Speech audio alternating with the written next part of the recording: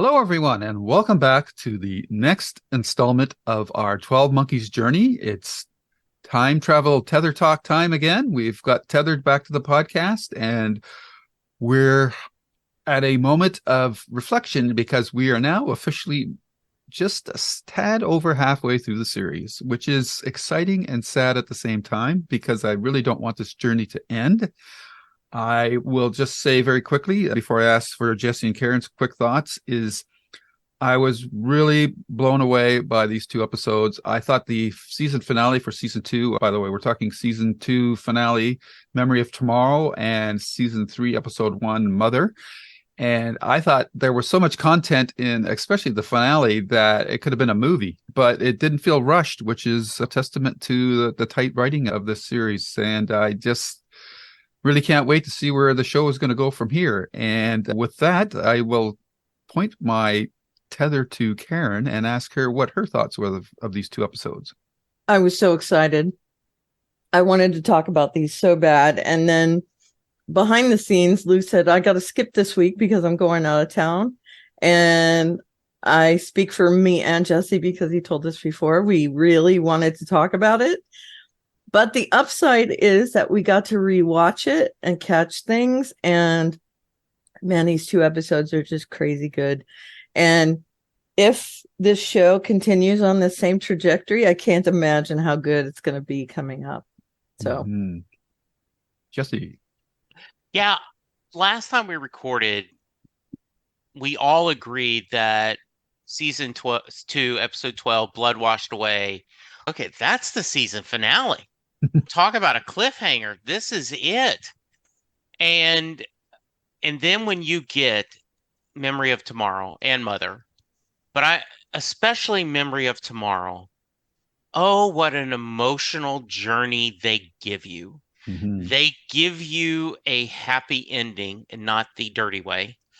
And then the sacrifice of having to throw all that away for the greater good is just amazing, right?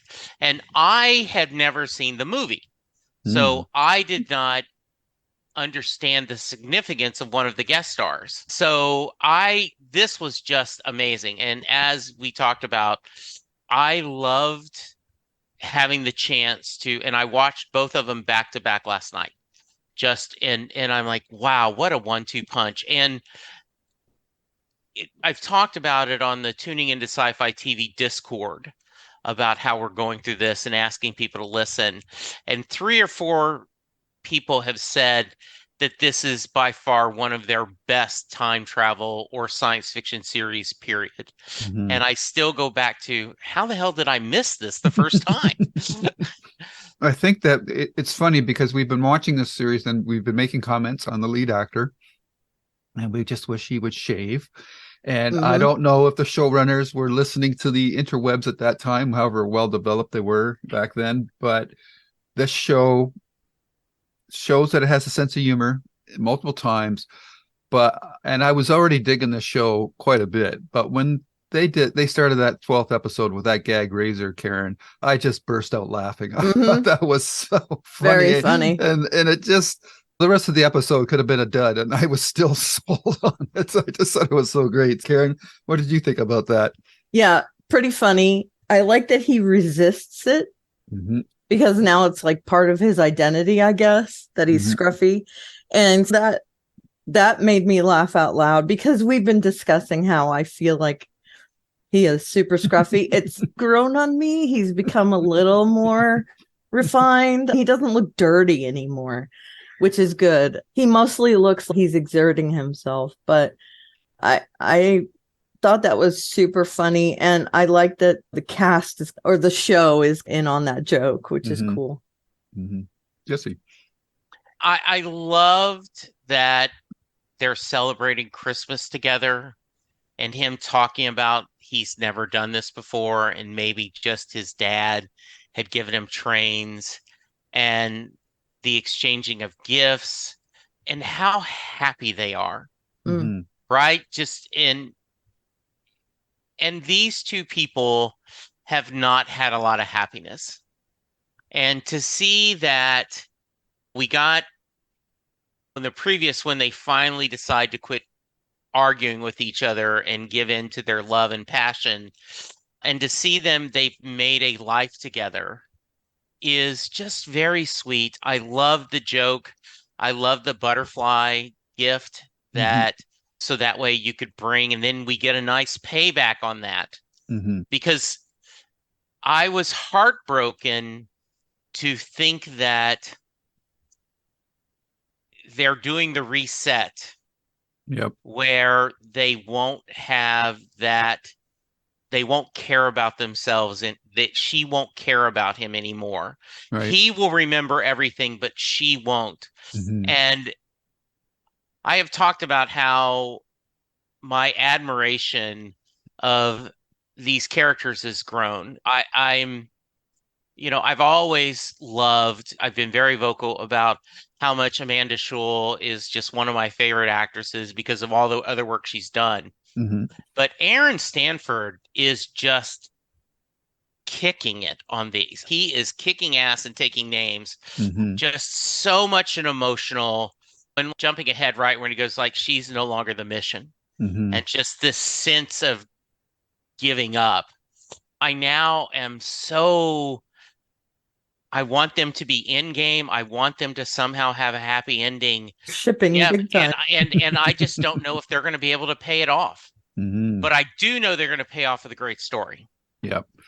So diving into the episode itself, I, it starts off with a guest star that I totally forgot about. So I don't think I got this far in the series because it just blew me away when I saw her. And that, of course, is Madeline Stowe, who was in the 12 Monkeys movie. So we were wondering how they were going to carry the story forward because the machine's gone and there's no way for anybody to time travel anymore.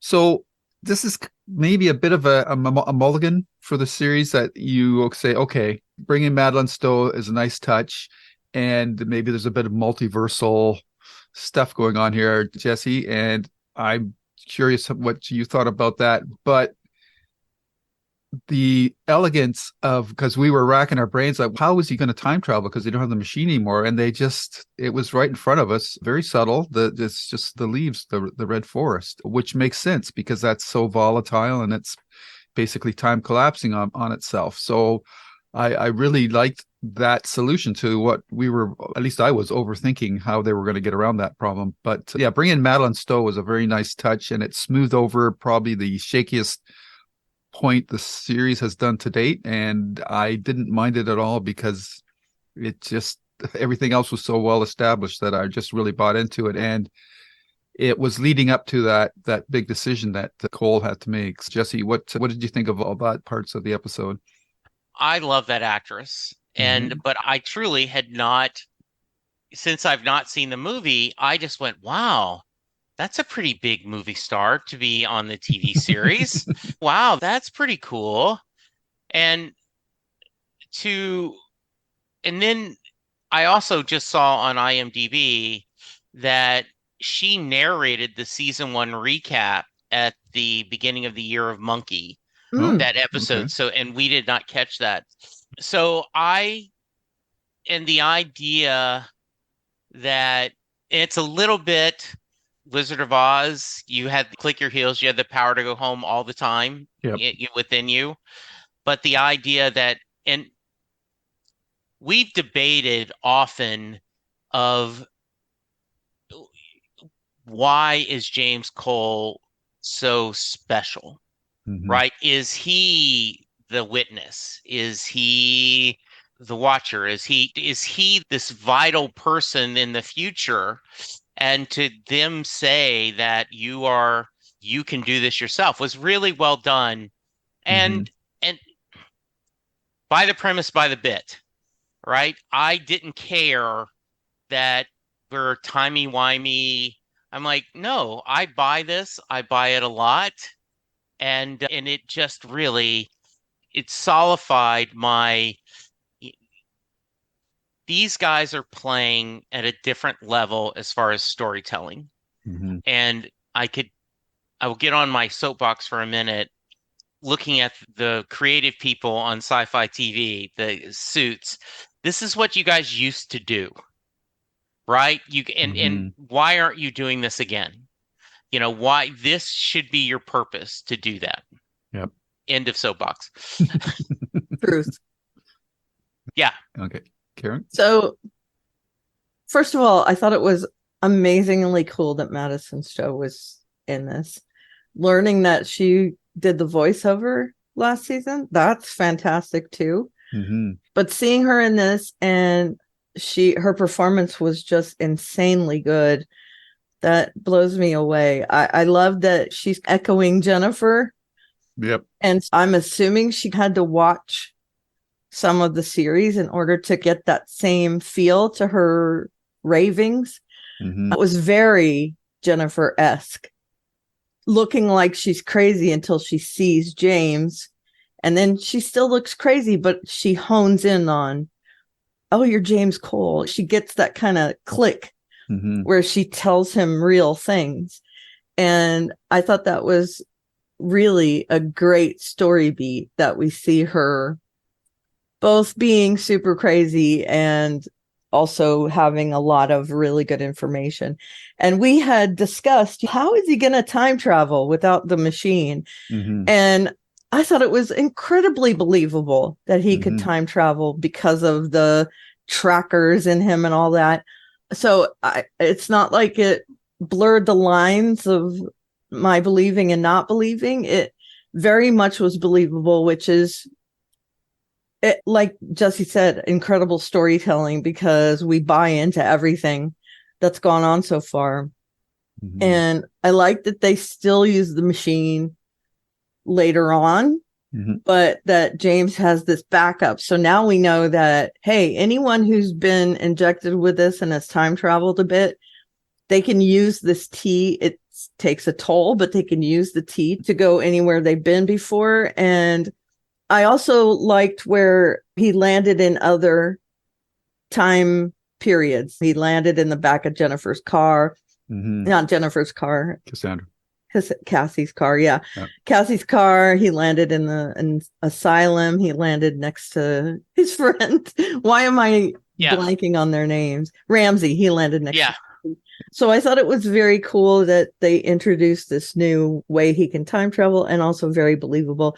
And Madeline Stowe had a big part in that, and her kind of reprising a role.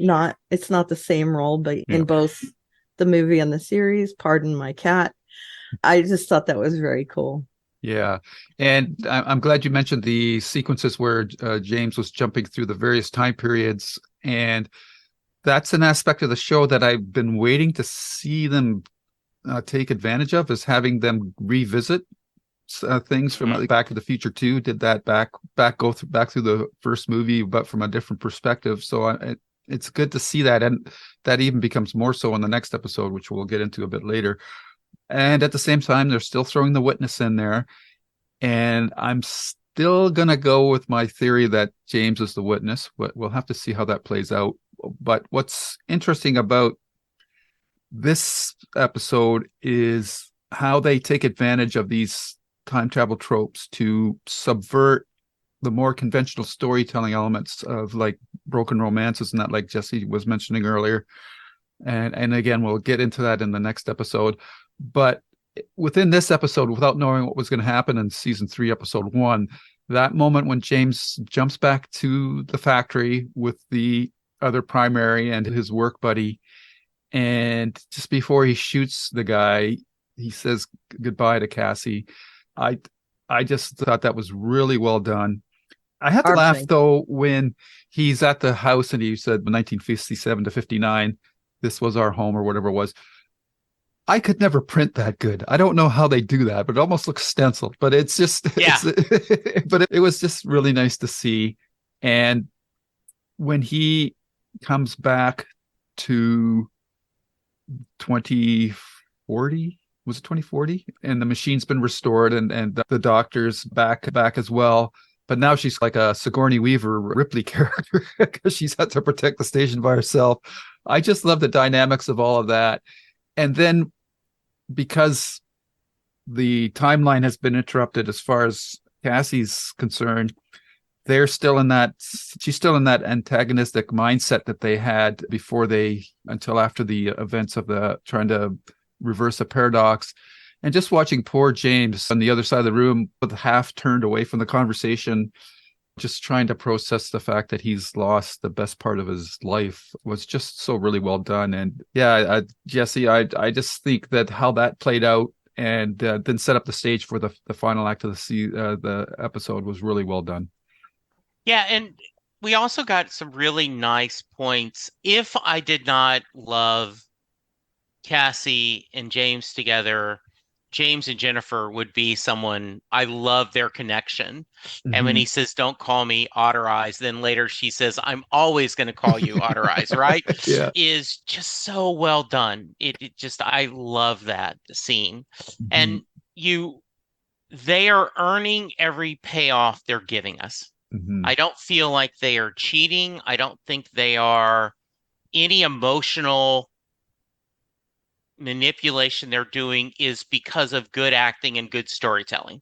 Right. I think this is something, there's no cheap tricks. And by the way, I am as happy to have cheap tricks as any series, like sometimes, but this is just really well done. Mm-hmm.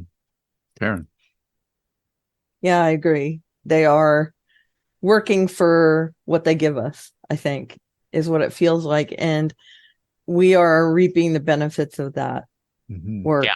I think it's cool.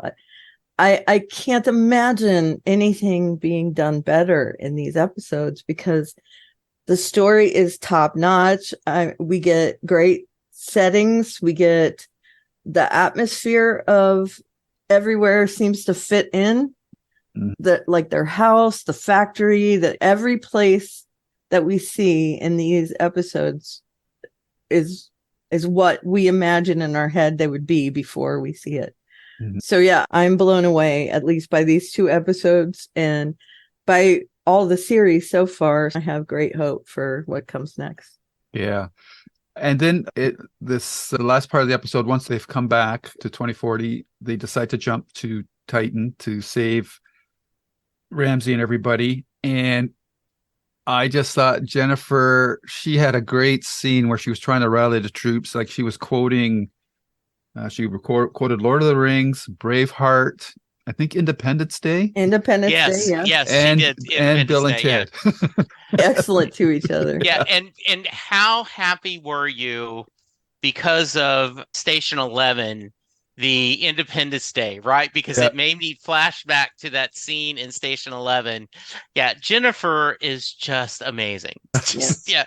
Be excellent to each other. Yeah. Very cool. Mm-hmm. Yeah. It was so funny. So funny. Her pop culture knowledge is top notch. Yeah. Yeah. And I forgot to mention this off the top of the episode, but I think the last time we recorded, I mentioned that Terry Matalas, the showrunner, was going to be on the Shuttle Pod show. I don't know if you guys watched that. Mm-mm. Yeah. It was slightly spoilerish about 12 Monkeys, more about what to expect in the terms of guest stars. But he mentioned that he wrote most of the series. He just got in a zone and he wrote it all, but it was actually called Splinter.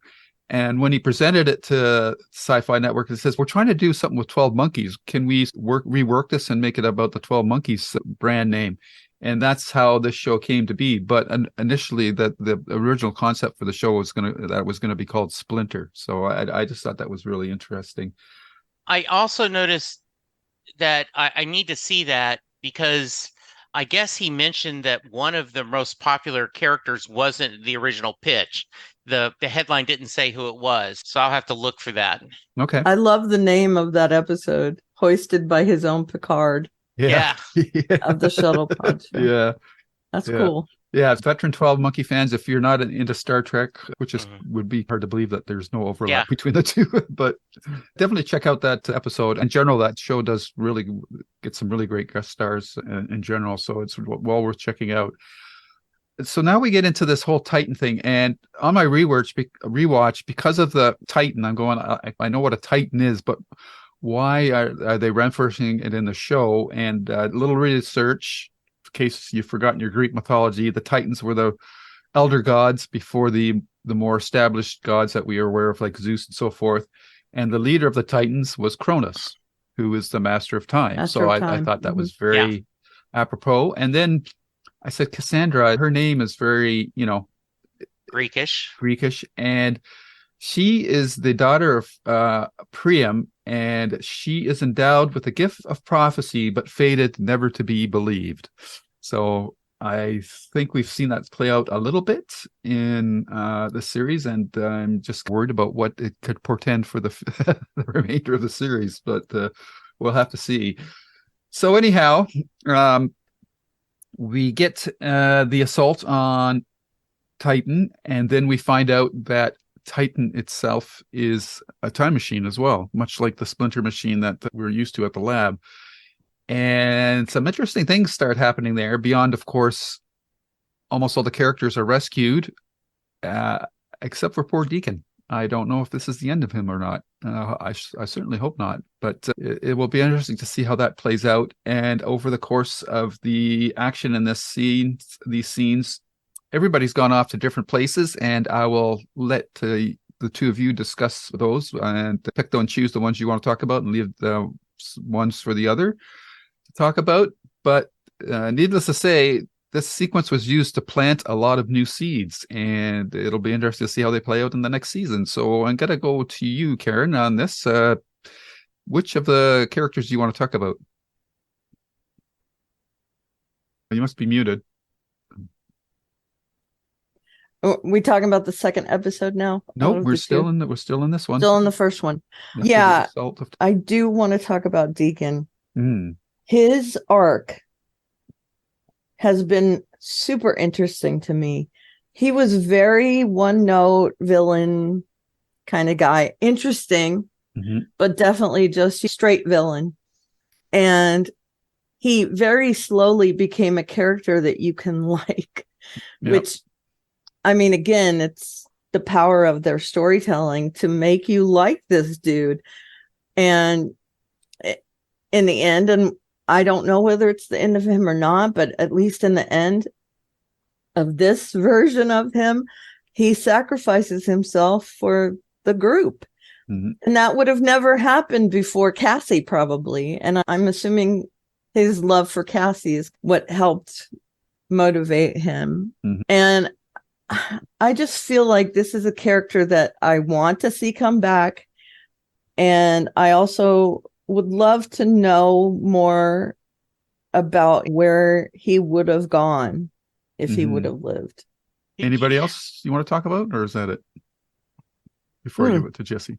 And also, I love the transformation that we get with Katarina, that she's become that badass, and we see that change in her. They show flashbacks of it where she gets taken and then she's shooting without, oh my God, I'm shooting people. And then all of a sudden it's, I'm blowing your head off. I don't care anymore. And then we see her with the dog, which I think is that we see that she's hardened.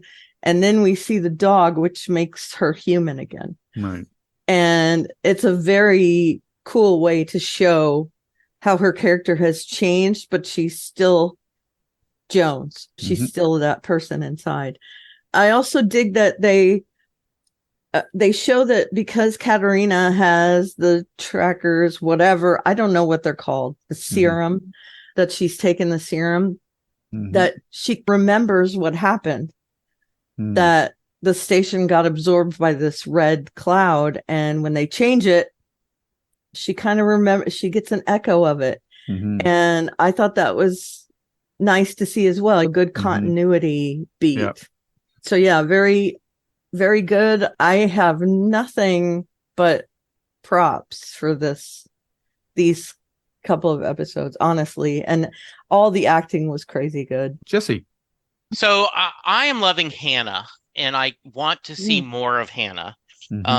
When we get to the second episode we're discussing, she gets more of a part. And in fact, she was so impressive in that second episode. I said, did they recast her? So I went back to IMDb and I went, no, okay, this was just her. So I love that it was so well done. Ramsey is being a little bit obsessive Mhm. but I get it. Yeah. That's where He takes an interesting turn. yeah, he does. That's really interesting. And the idea, we go back to James, and the reason James and Cassie could live in the past is they honestly believed that they fixed it, right? And we're Yep. stuck anyway, and Yep. the future has been fixed, right? Because Yep. we're not, and then to see that and having to make that sacrifice gave us a great moment. And then I love seeing the scene where we saw everyone die because there's an army waiting. Mhm. And then when James is like, they go, oh, wait, we can time travel without the time travel to go and save them, is once again a really nice use of time travel to undo what happened. Mm. And that comes significant in when we get to next episode, right? Yeah. Okay. Really, and really good. what about what happened to Ramsey after he left Titan? Yeah. Oh, with Olivia in the forest. Huh. Yeah. Yeah, that And- was mind blowing that Right, she comes back. to see the striking woman, right? The older, Yep. Mhm. Elegant. now Yep. older, and we're Yep. like, we're going to take you to your son, Who must and we be a teenager by now, Right. because she's got gray hair. Right? Yeah, so we aren't. I assume that's a great cliffhanger, Yep. and Mhm. where they're going, and there is so many different storylines that are all working together Mhm. that you want to spend time with all of them. And I did want to stress, you're absolutely right, Karen. Deacon is just, I love when characters are a little bit deep and a little bit different. And Mhm. Top Stash Wish was one of the favorite things of Picard season 3. Yep. And to see his journey, and it could be, okay, cliche, love of a good woman redeems the man. And it's just, instead, he is still cutthroat and still very willing to do what needs to be done, but there is a softer side to him and a thing, and it makes it for a more complex character. And what about Jennifer? Oh, she's so good. What I happened to love her? Jennifer so much. Yeah. Where'd so she go? Oh where yeah. the hell? Okay, I'm sitting there going, now, and once again, since I've not seen the movie, I go later. I read a synopsis, and they said that was a nice homage to the movie. So Mm. I guess I'm gonna have to watch the movie. And I've been debating, I'm like, how much would the movie spoil what's happening with the TV series? It's different. It's quite Okay. different. Yeah. Okay, You're so good. okay, and okay, I'm gonna jump ahead, right? I'm sorry. You're trying to keep us on track, Lou, and I can't help it. That's okay. She's in that trench. She's trying to speak French. French. French. Where's And then- the telephone in the Yeah, toilet? and the toilet. So And good. then when she comes back, and now I gotta learn German. And that fantasy sequence of her doing 99 since the balloons. Yeah. She sounds perfect. And in her mind, right, all the red balloons popping because Yeah. it's someone just shooting them, Yeah. and they're all she's crazy. I like her. It was just hilarious. Yep. She is the MVP of this series. Every time I talk to her, I love her. Yeah, she's know? so good. Yeah. And then So good. just the last element I want to talk about in the first episode is the subversion of the trope that they are not going Ramsey. Okay, James and Cassandra are not going to remember that last year. She starts remembering about a caterpillar turning to a butterfly.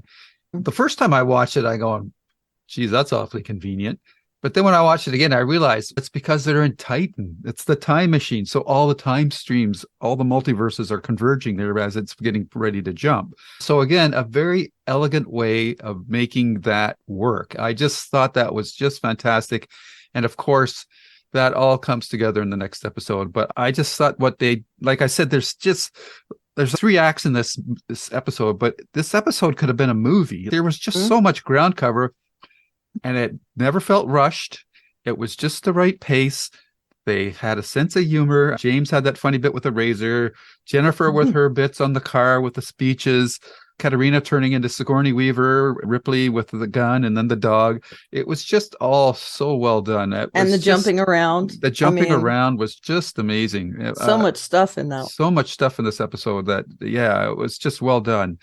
I'm going to just quickly go around the table on this episode before we start the next one, because if there's anything that hasn't come up that you want to mention at this point, Jesse, is there anything else you wanted to mention, or do you think we've pretty well covered it all now? I think we covered it. Okay. Just a wonderful way to wrap up this second season and set us up for, I don't know if they knew, did they pitch, okay, we've got a 4-year arc, or definitely what? Feels like it did. Because of the dialogue in the next episode, yeah, it feels like it is, yeah. Plus, by the pacing too, that we're seeing, it'll probably play out in that time. I do want to mention also, Jesse brought it up, that little sequence where she's like doing a walking on sunshine kind of thing, Jennifer, when she's singing 99. And I remember that when that song came out, radio stations played it both ways. Yeah. Played the English version and the German version, and I had that memorized like Jennifer did. I can't say it now because I don't know what the words mean or anything. Right. But that was great. It just felt like a throwback to my past as well. And the character is too young to have experienced that when it came out on the radio, because that's my generation. She's not Generation X. But she's jumped around in time a bit. She can see all possibilities. Yeah, so it's her brain thing. Do we know when in actual timeline when she was born? I'm trying to figure out. Well, in the main timeline, it's 2016, and she's in her early 20s. So she's definitely, what is she, like a 90s, 80s? Late Generation Z? Yeah. Early millennial kind of. Yeah. Time frame, and also, her. So 99 Balloons would have been out in 84. Yeah. And so that would have made her before she was born. Essentially. No, it's because she sees all time. Okay. All right. Yeah. So she wasn't or she was very young, a baby, right? That's what I'm trying to figure out. Yeah, it's because her brain crosses over time zones and all that. It's because they're in Titan that Cassie is getting those visions, but it's also because she has whatever those injections were, and it's echoed when we see that Jones has the same kind of thing where she remembers bits and pieces because she's not the one that did the jumping, but she still sees both timelines. And I love that we see it in both Cassie and Jones. We see it in both of them in these episodes in different ways, which Cassie sees that they had a good life that was erased, and Jones sees that it was bad, that she died, and then sees that was subverted. So a very cool little, I would say, parallel, but it's totally different. They had the same outcome, but in a different way. So cool. Very good. Alrighty, let's move on to the next episode, and season 3, episode 1, Mother. So good. And general impressions for me of this episode is usually when a show gets into, especially these sort of genre shows and that, and maybe just I'm thinking of Chuck, but because you get into later seasons, they tighten up the budget because the ratings are going down and they don't want to spend the money. But I have to say that the previous episode and this one, the money's on the screen. There's the shot there. It's like a Last of Us shot when he climbs up on that overturned train. You can see like down the street, all the ruin of the buildings and that. And now we're in 2163. And even in the previous episode where they had like the stop motion stuff, like there was smoke hanging in the air and all that. So they were just like, this kind of reminds me of like the Dead Zone TV series time period where they're always freezing frames and moving around 3-dimensionally through the scene and that. So the money is definitely on the screen, and they have like beautiful costumes for Cassie scenes. Like, it's very much like a Renaissance. They're all in these like kind of robes and habits and whatnot. And so I just thought from a production standpoint that the show is really holding up well, and it just really looked good. But again, man, there's just so much going on here. Two guest stars of note, one more recent than the other, but we have, and I'm looking at his name before I don't get it right. Farhan Tahir. Farhan Tahir, who we best know from 2009 Star Trek, the opening sequence, as he was the captain of the USS Kelvin. And then most recently to see Hannah Waddingham with black hair, not gray or white, as Magdalena. And of course, we all know her better from Ted Lasso as Rebecca Welton. Mm-hmm. So that was a kick as well. And apparently Game of Thrones, which I didn't know she was on. She wasn't that. Yeah. Shame. Yes. Yeah, but when I saw that, I didn't know her yet. No, I didn't. And now either. I know her. I only knew because they mentioned that covering Ted Lasso. Yeah. So again, some amazing guest stars. And as Jesse mentioned, Hannah gets to play a bigger role in this episode as well. Jesse, I'll start with you. What's your overall thoughts of this episode? I adore Ted Lasso. Like many other people, it came at the right time in my life. And I am one of the few people that that's not true. Unlike others, I was not disappointed in the third season. I was happy with them, and I do want more life in that world. But to see Hannah Waddingham play this evil character, and in her mind, a good character, right? She's just trying to protect the baby. Very Nurse Thatcher from One Flew Over the Cuckoo's Nest. Was amazing. Yeah. And then to also see, as you talk about Malik, right? The Farhan Tahir. Yeah. He is such a great character actor. He brings just a very strong set feeling to the set. This almost feels like we've rebooted the series. Mm-hmm. Almost, right? Like this, I realize if you just take those parts of it, where they are trying to the reveal that the witness is the unborn child from two time travelers, and how that something that they loved was born out of love and togetherness is going to possibly be used manipulating. Great subplot.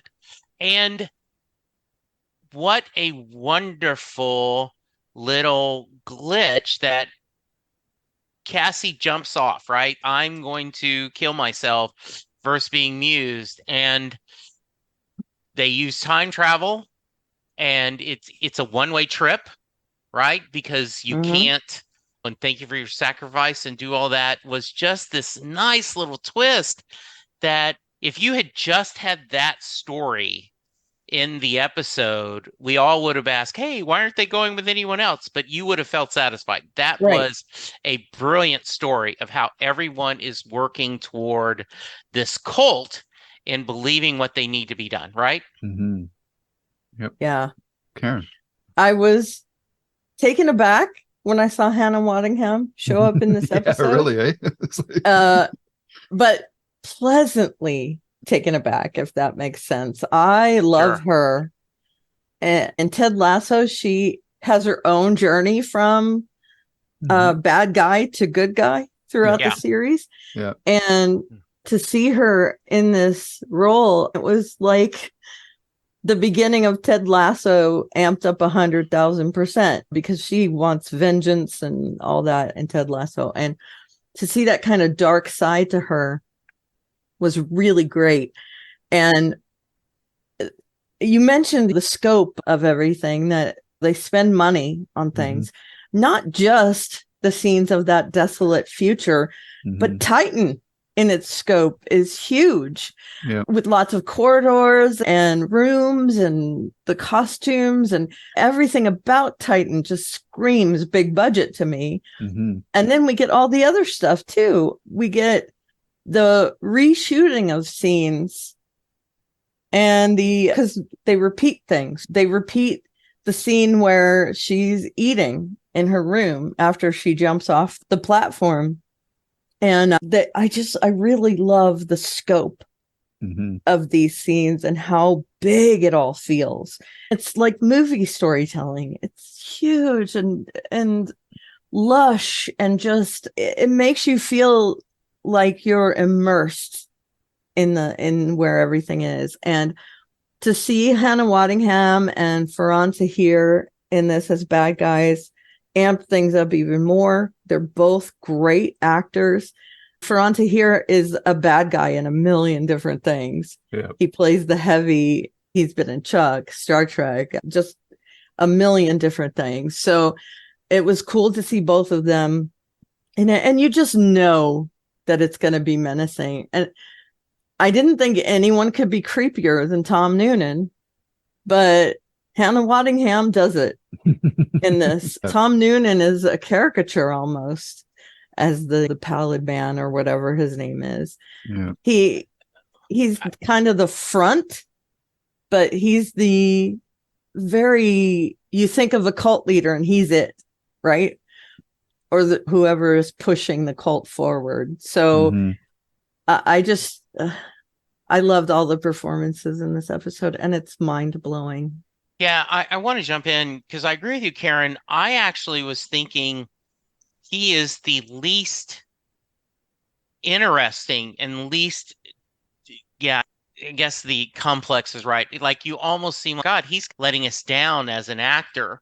But right. I think that's a choice, though. I think that's the other two, that he is the almost the figurehead running the cult with the other people behind him, whether it was his sister originally or now these others, where they're the true, and is more interested in the flash and being there versus doing the heavy lifting, and they're behind the scenes taking care of that. So I do think it's a choice, but I love that idea of that there's so much more depth of people behind him when he's just this almost parrot of, oh, the witness is safe and doing all these other things. Right. Yeah. He's the indoctrinator, I think. And they've set him up to be that second fiddle or third fiddle kind of person, in that his sister, Olivia, was the one in charge of everything. And he was a second fiddle, a right hand sort of thing. He wasn't in charge. When he wanted to be in charge, it didn't really pan out for him. So now he's taken this role again. And I think it's interesting in its uninterestingness, if that makes sense. I don't know if that makes sense at all, but it does. I like to see that his character is still being held down a little bit, but he seems satisfied in that role. He was born to play second fiddle to a woman kind of thing. Yeah.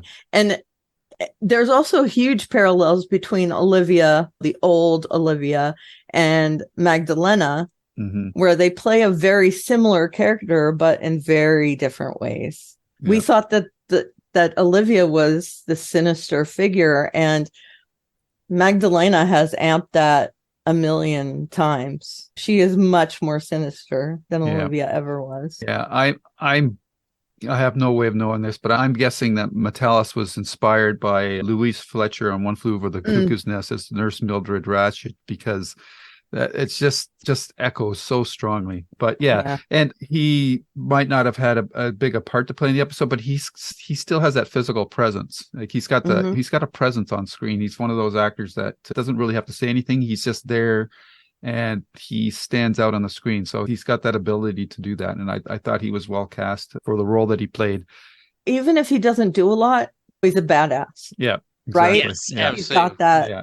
Yeah. Which I know made how his to casting fight. in the Star Trek movie an interesting choice. But, but it works quite well, actually. Man, there's so much in this episode. But we'll have to start with James and Cassie, as they are our main characters. And James is like a rabid dog, as they keep telling him in the episode, and he is very driven to find Cassie, and he's jumping all over 2163, leaving these markers. And it was just the moment he found a signal that told him that Titan was near. I'll forego the fight a little bit that he had with Hattie. I thought that was well done as well, but the not Hattie, what did I call her? What's the daughter's name? Hannah. It was well done, and I like the fact that he ended up with sticking her with the needle that she was supposed to stick in him. I thought that, and again, that was well set up because you suspected it, but then she turned her arm, which was off camera, and then you see it there, and that was pretty funny. So I liked it quite a bit. But then we get this interesting confrontation with a character who reminded me a lot of Ghost from the Marvel movies, Ant-Man and the Black Widow movie. So that was interesting. And he does get to Titan. He sees Cassie, but before he can basically just throw his life away, this figure comes back again and takes him back to the hotel in the future in the lobby. And then we have this amazing conversation between the two Coles. And should I say they were bookends? No, I don't know. I don't want to say that. But the conversation that they have is a wonderful timeline of where the character has come from, and yet puts a stake in the ground for us as viewers to say, this guy's going to go through a lot more still. And I just thought that, hey, asshole, it's the new asshole. Yeah. That was great. Jesse, I want you to talk about that scene. And I'm pretty sure that we know that the show knows how long it's going to be, because he tells the younger Cole that you're only halfway through your journey, and he's got a rough road ahead of him. Yeah, I caught that too. And that's when I said, I wonder, did they know? Because we know that it ended up going 4 seasons. It was wonderful. First, he stayed scruffy. He never did. It would have been interesting to have him shave. Or with a beard. Yeah, or with just a full it would have beard said like, hey, and it was, you have to be careful what you tell your previous self, because you don't want to change everything. And also this is where you get the paradox of, I told him what I needed to tell him because I told him previously what I told him. And so there's that circle. Bootstrap paradox. Yeah. And I love seeing them together. You love that, hey, asshole, I'm future asshole or whatever, was just beautiful. Yep. And the idea that, we talked a little bit about Cole and Katrina, their arguments, right? Like, you're not eating, you're not sleeping, which I always think, okay, you have a time machine, go eat a good meal, go sleep 10 or 12 hours, and then let's start again. Gonna jump to the same place. Yeah. Right? And her, and all about the mission. Yeah. And he doesn't care about the mission. At this point, this is all about just trying to save Cassie. I can't, the same as Ramsey didn't care about anything but saving his son. Katrina only cared about saving her daughter. So this is certainly on par with what we've seen it pass in the show. Their discussion back and forth, the whole idea of you need to help Jennifer, and you're wondering, at least I was, is Cassie dead in the future? And then when we get that reveal showing that she isn't, and they are at least somewhat together, if maybe not romantically, at least comrades, gave you like, okay, we know where the end game is. We don't know the total everything about it, and how they're going to get there, was just a really nice point in time. And then we get that he splinters back and he gives her the newspaper clipping, right? This is where we need to go. And she's no longer the mission. Right. And this almost giving up was just really, we're resetting the show in our 3rd year. We now have Cassie she's in labor. We don't know what's going to happen. You hear it ends with that baby crying in black. Great way to end. And then with Cole trying to figure out what he's going to do. Just, gosh, what a good way to set up this new season. Yep. Yeah. I loved that scene where the two Coles talk to each other. Like you said, asshole, I'm future asshole. What a great line. That the person that they used in place of Cole when they shot the scenes is Jeff Scoville, his actual stunt double. Mm. So they used him and then they reshot it with the actor. Yep. So we get that body double. And I think that's a cool way to do it. Mm-hmm. They did it that way on Orphan Black as well, because she had to be in the room with 3 or 4 other of her clones. Mm-hmm. And I thought that was so well done. You couldn't see any. Yeah, it was so believable that they were in that room together. Mm-hmm. Or I guess it was a room in the past, but now it's like this open air thing. Just super cool. And like Jesse said, with that bootstrap paradox, I told him what I needed to tell him because I remember I needed to tell him that. And I remember me telling myself that. It's a whole mind F. And I like him saying, I didn't remember the nut tap or whatever. Which is hard to believe. No, I'm sure he did. It took him by surprise again. Yeah. And he didn't feel it the first time. He was the one delivering it. So him actually feeling it probably was like, oh, I can't believe I did that to myself. I loved that now we have, okay, not only is there a way for him to time travel without the machine, now he can be in a paradox. Yep. Yeah. And they say it doesn't prevent them altogether, but it helps, which is cool. We know that there are limitations, but there is this technology. And that it's also used by the bad guy, quote unquote. Which is very interesting. So where did the technology come from? Did they work together at some point? And it's also dropped that, and I meant to mention it earlier, but that Titan is the technology that Katarina's husband developed. So does he have, it was just a one-off line. Yeah. Does he have some involvement in this?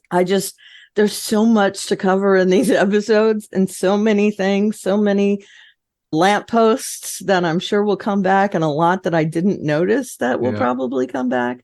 Yeah. I love that we got to watch this a couple times, that we had 2 weeks in between, and getting to know a lot about the behind the scenes of how they did this show is great. And one of the things we didn't discuss, or if we did, I missed it, the idea that Titan is itself a time machine. It is this whole city. Yeah. And so the idea that anytime we're going to be breached or found, we just go someplace else in time. Right. And I think was a really, and I agree with you, we've got to see Katarina's husband sometime, I would think. Yep. We have seen him briefly. Okay. Yeah. Just really layers upon layers on this show. And there were some other interesting lines that the older James said to him that I'm surprised we haven't run into each other because we're on the same subway line, which is interesting. And then when Cass comes out after the younger Cole has left, and she's got gray hair or a gray forelock anyhow, and then she says that there's another way, and he says no. So we know that the younger Cole is going to be faced with that decision. Maybe he'll take the other fork. We don't know. So they've nicely set that up as well. And the older Cole also dropped a name, Ethan, that we don't know who that is. So that will be interesting as well. So we'll have to see how that all plays out. But I just thought that was a great scene. And as you said, Jesse, it's changes the dynamic of the show in quite a bit. Like, we're hardly even talking about the disease anymore. But I think do we care? No. That was something that I forgot to mention as well, is that the people, the fanatics, I guess the army of the 12 monkeys or whatever, the disease was just a vehicle to get time travel going. Yeah. And I think that's so cool that the thing that was the mission is just an incidental in all of this. And then we turn to Cassie, and I'm thinking right now that this is her strongest episode in the series. At least she had the most juiciest material to play with. And her arc in this episode, to the point where she's ready to sacrifice herself to stop the whole thing, was really pretty powerful.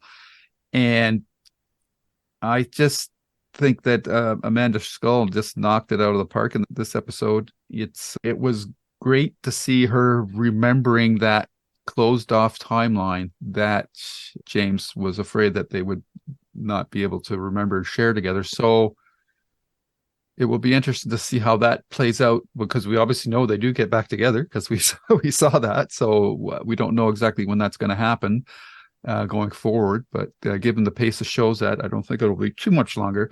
But just the whole way those scenes were shot, especially when she was making that decision about whether or not to jump. And then we were cutting to the two Coles talking to each other, and they were going back and forth. And every time they went back and forth, it was ratcheting up what was happening with Cassie. She was making her way to the ledge in that. And I just thought that was really well shot and really well edited. So, Jesse, I just want to, you're the Amanda fan here. Why don't you tell us what you thought of this episode for her?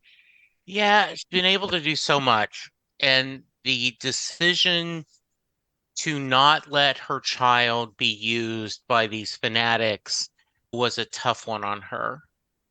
And I thought she played it perfectly. And then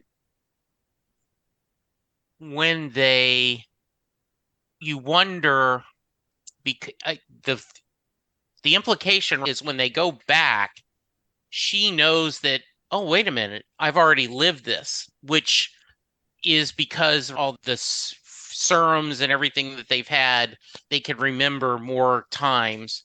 But I just think she's amazing in this.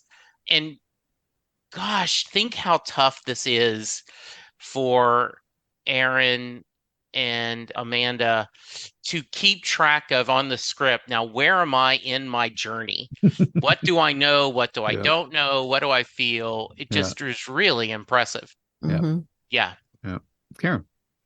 Yeah, I agree. This had to have been confusing. Although I'm assuming that when they filmed this, I'm guessing that these were put in a sequence where it would have been easier for them to play those characters. I'm hoping, at least, because playing the future Cassie is a different mindset than the Cassie in 2160, and a future as in her life future. She may not be in 21 whatever. Right, I gotcha. But the differences between those future versions of them and the younger present day, I hate to say present day, but to us, in their lifetime, their present day, very different. The Cassie in Titan I think if she understood the ramifications earlier, she would have fought back earlier, like when she was first taken, maybe.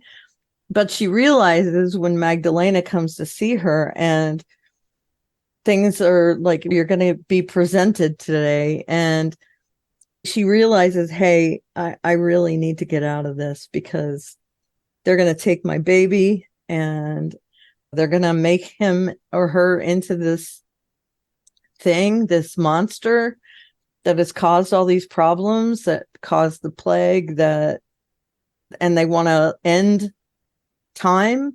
And I see that feeling of desperation. First, she is like a silent protester. Then she becomes desperate because she realizes that she needs to try and stop it. She attacks people in that corridor, and then she kills herself. And I expected her not to die, but I didn't know how they were going to do it. Right. And having Magdalene use that personal time machine thing to warn herself, that was a great way to do it. I really loved that kind of juxtaposition of their different mindsets. And then we see the future Cole and Cassie, who are at least working together again. We don't know whether it's the end of all of this or whether it's just further down the road. Right. We do know that they've been through a lot of shit. So yes. I loved how they played these, and all in one episode, we get 3 or 4 different versions of these characters, which is very cool. Yeah. It'd be interesting to know behind the scenes because I don't know if Metalis had all the scripts done for the series when they started shooting, or if how much, but you would think there would be at times that would say, okay, we're shooting, this is a season 2 episode, but we need to shoot this extra scene that we're going to use in season 4 kind of thing. I don't know if they did that or not, or if they just reshot it. If they just reshot it and used makeup or whatever to make it look like that. But because so far what we've seen, they've just been using makeup to do that. But it'll be interesting to see how that goes forward, how that's playing out. They very well could have used the actual scene, like when Cassie's walking to the car, that could have been recycled scene. Yeah. And him in the back seat. An alternate take that they didn't use in the Exactly. Yeah. Exactly. Yeah. Because of coverage or something. Yes. Right. Right. Yeah. That a different camera angle. Yeah, exactly. Yeah. Mm-hmm. I thought of that as I'm watching it. I'm thinking, I wonder how they did that. Yeah. The only thing that puzzled me was when the two Magdalenas were talking to each other, the younger one said, "Thank you for your service," and the other one seemed to kill herself. Like, she did. Yeah. So because I don't get why she had to do that though. Like, my she didn't have any other. She can't time travel back to where she was, so therefore she needs to kill herself so that there's not two of them in the same timeline. Right, because she had the device for the. But she is forcibly changing the future. Yeah. She's making sure her previous self is making a different decision. Yeah. So she can't go back because she's always made that decision though, hasn't she? Not in this case, she didn't. Okay. Yeah. That version of her because the Farhan character said, "Are you ready?" So he knew what she could do. Yeah, okay. I think I'll take that for now, but we'll see. Yeah, there's no future to jump to in her case. Yeah, because they've changed an alternate timeline. Okay. All right. By the way, I've been looking and I cannot find, so this is a shout out to someone on Twitter that said that they gave us a spoiler that we find the answer to the cigarette question in the very last episode of the series. Okay, yeah, that Did was you Captain, see that on Twitter? Captain, what's his name? Captain he was Mediocre. Mediocre, yeah, he was a big Chuck fan. We used to communicate a lot. So I thought that was very nice of him. Yeah, he was like, have y'all asked that question? I'm like, oh yeah, we brought it up all the time. Well, we wondered where she was getting them from, yeah. And that ties into something that the show is starting to really pound home now, is that the end is the beginning and the beginning is the end. And I understand conceptually what they're saying, but I'm not quite sure when is the exact beginning of this time loop. That's what we don't know yet, which we haven't nailed down yet, or maybe we have, but we just don't know it yet. But that will be interesting to find out. Jennifer has jumped to the furthest point back, right? And that's a lovely segue to my next discussion point, which is, while she's back there, she sees 4 figures with the exact same device, and she calls them the 4 horsemen. And she realizes that whatever we're watching in this series, the mythology starts there, at least so far as we know to this point. That's where we're being told that now this is where everything really started from. So that was, again, the show answers questions but raises new ones. So that was really an interesting thing to see, and it'll be interesting to see where we go from there. And also, the Cole talking to the Cole is from a character perspective, is the only way that makes sense for Cole to stop looking for Cassie and to divert his attention to Jennifer, because his older Cole tells him that she is the linchpin that we need to rescue her, because she's got the knowledge in her side of her head that will resolve this issue. So I thought that was all really well done. And again, the show is just doing a great job with the character actions being made understandable because of the proper laying of the track for character motivations. Jesse, what do you think about all of that? Yeah, how well done, right? If he was never going to give up, and dog with a bone, right? Yep. I have a purpose, and only by stepping in himself saying, look, you got to do this. Yeah. I know more than you. I can't tell you too much, but what I can tell you is ultimately you've got to do this. And then I go back to that great scene at the end he's not happy with that answer, No. but he is believing it.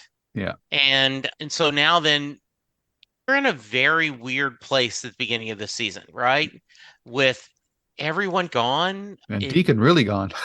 Yeah. And I hope he's not gone. Mm-hmm. I hope that's not going to be, but yeah, it's great. Mm-hmm. Yeah. Karen. Yeah. The Four Horsemen thing Yeah. creeped me out. Yes, I agree. Yep. And I think it's very fitting that Jennifer sees these as like a flashback, even though it doesn't look like it's happened yet. And I love seeing those time threads in her head when we see those kind of things. It's very cool. Yeah. Seeing the Four Horsemen, it looked like they were in the show Umbrella Academy. They got their their suits on and bowlers. Everything. Yeah. But they have the time travel harnesses, and they're carrying what looks like a casket. Yeah. Mm-hmm. And we see that from several different perspectives, where they're looking at it, they're carrying it. It's super intriguing to see that she has that flashback or not a flashback. It looks like a flashback to me, but it's not. It's an echo of whatever. And again, it's like such a novel way to drop in a plot thread that we get this because she sees all times. Mm-hmm. And it's a way to tell us something else is happening in another timeline that we're going to see at some point. So it's like dropping this thread in a way that is 100% in character and believable and all that. And that it's a totally different thing from what we've seen before. I just, it's so good. So and good. The other thing is Jennifer is not the most reliable narrator. No. Right. So very that makes it even more confusion, because what is she seeing? Right. Is she misinterpreting something? And the way they filmed that, so it was not very clear, and there helps feed that.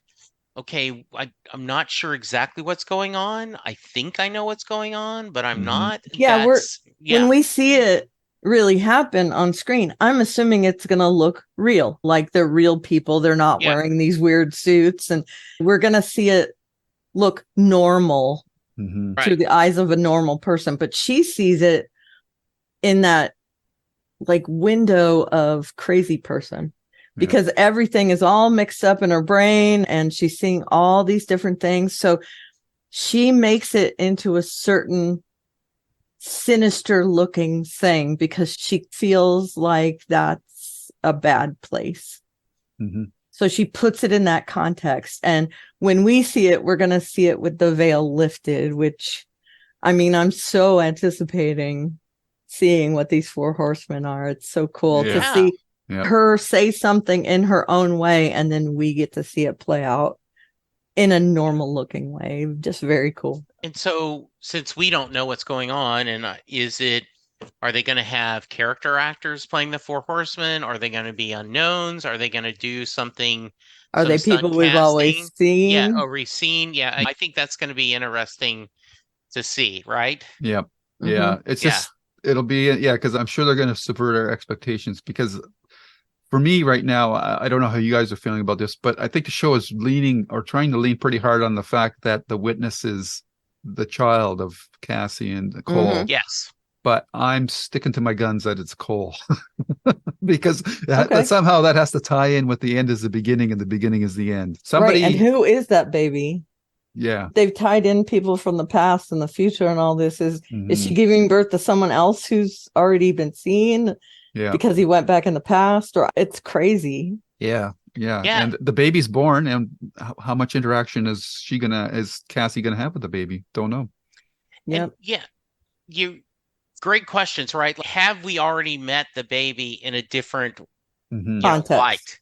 That it's a different, and do they hide it in the past? Do they keep it? Where could it be? I don't think that James could be the father and the child. I don't think that's going to happen. No, That I would hope be a little not. creepy. Yeah, that'd be a little creepy. I'm my own Yeah, grandpa. Do you know yeah. that song? But Yeah. it could be someone else that Yes, it's going to be interesting to see, right? Is it Cole's absolutely. dad? Is Yeah, it? Who Yeah. yeah. could it be? Yeah, Yeah. yeah. And I was going to say something else and now I forgot. I really love that they've tied all these things in together and that it makes for a good guessing game in our head. Mhm. Yes. You know, Absolutely. oh, have we seen this person before? Yeah. Are they someone else? Are they someone's mother? Are they someone's father? Yeah. It's very cool. I love it. Yeah. Great. Great. Okay. Go around the table for our last thoughts on these two episodes. And Jesse, do you have anything else you wanted to add that we haven't covered or you really wanted to mention? I can't think of anything. I Okay. already talked about my love of the music video from Jennifer. Yeah. So That was so well done. Mhm. Yeah, I'm really looking forward to where we are going with this Mhm. this cult and we have a second cult now. Like, yes, you got the 12 monkeys are secondary right now. Will they come back again? Mm. What do we need to do? Are we going to see more of Hannah Waddington, which is always a great thing? please. Yeah, I assume we're doing the next three 3 or 4? in our rewatch. 4. I did 4. 4. Great. Right. Okay, that sounds wonderful. Same. Yeah. Okay. Karen? Mhm. Yeah, I'm so looking forward to watching them today. I'm glad. I'm glad that you'll be able to. I felt Yeah. bad about going away. No, it's great. Today, I'll watch them today and next Saturday, most likely, because these are really easy to rewatch. Yep. And I've gotten to the point where I have to physically check to make sure I'm not going past where, Right. because I really want it to just roll Right. over into the next episode. So I have to go back to Hell's Kitchen or whatever else I'm Right. watching. Okay. Before we wrap up, I believe we have some feedback. We do. That's And very this is cool. from Davia Archibald, Okay. which is awesome. I love that we're getting feedback. Mm-hmm. And they say, I've been enjoying your review of 12 Monkeys along with Continuum. It's the best time travel show, in my opinion. Yeah, Continuum wasn't bad. Yeah, Mhm. I agree. I didn't like it as much as 12 Monkeys. Yeah, but there was decisions the main character made that kind of turned me off. yeah, And it isn't as a tight a story. agreed. Yeah. Yeah, Not I as mean, immersive either. yeah. I greatly enjoyed it when it originally aired. 12 Monkeys was not treated well by the network. I believe each season aired over 1 week after the first season. Really? Wow. Wow. It is a good way to watch it, though. But Yeah, it back in is. those days, like, how would you be able to record it? I guess there was DVRs, but yeah. Mhm. Yeah, there were DVRs then. I think we were just on the edge of being able to stream stuff. Yeah. Yeah. I'm sure we could watch it on Amazon at that point because Yeah. Amazon always had movies you could watch and stuff, or when it started being a technology. I've enjoyed. Oh, and the below is from your earlier reviews. I thought I'd sent earlier, but I guess not, as I've been busy at work. Davia says, I have enjoyed your reviews of Station 11 and the English. The three of you always have such insightful discussions. Thank you. We try. Yes. We try. Yep. These episodes have caused me to rewatch both series added to Ooh. the rewatch list. Wow. Oh, nice. Station 11. I watched it as it aired back in 2021. While I appreciated it, especially during the pandemic, there seemed to be something missing. For me, as someone who dislikes Shakespeare, I'm turned off by the centrality of Shakespeare in this story. Yeah, that's a fundamental Yeah. thing. I don't understand why the Traveling Symphony doesn't do several plays by several authors. The obsession with Shakespeare makes these characters come off as elitist, especially the hotel group. What kept me coming back was Kirsten and Siobhan. Yeah, I agree. They were the most intriguing characters. And I think the real life stuff was most intriguing to me about it, right? Mm-hmm. Not so much the Shakespeare. And I think to step in here, I think because the story itself was very Shakespearean is the Mhm. reason why. Yeah, But they I wanted agree, an echo.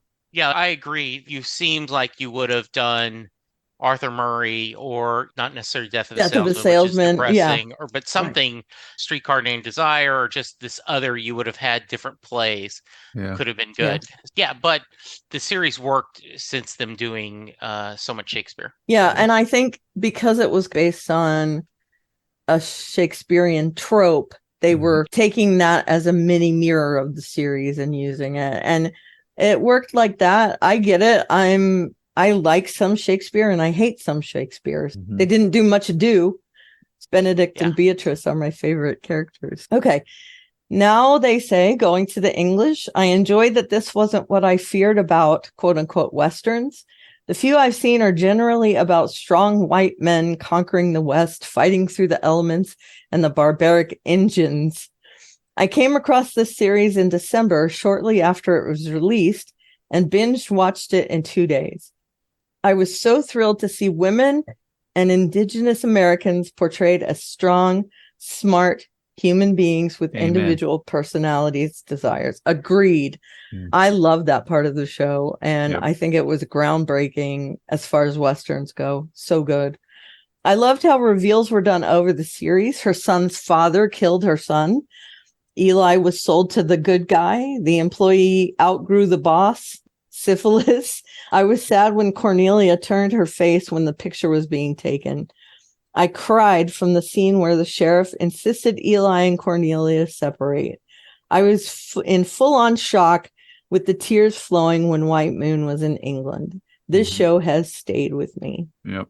So yeah, I agree. The English was tear-jerking. And as far as Westerns go, it's completely different from any other Western I've known, which is probably one of the reasons why we decided to cover it, because so novel and interesting. Yeah, I agree. I love John Ford's Westerns, and I absolutely understand the criticism of that. I would have missed this series if you had not suggested it, Lou, and I would have been sad I missed it. Yeah. That was really, and I was well in done. Between. It was on my to be watched list, but I kept putting it off. I'm really glad that we decided to tackle it. This is a story that benefits and hurts from being on streaming, because I don't think it would have been made without the streaming, because the need for content.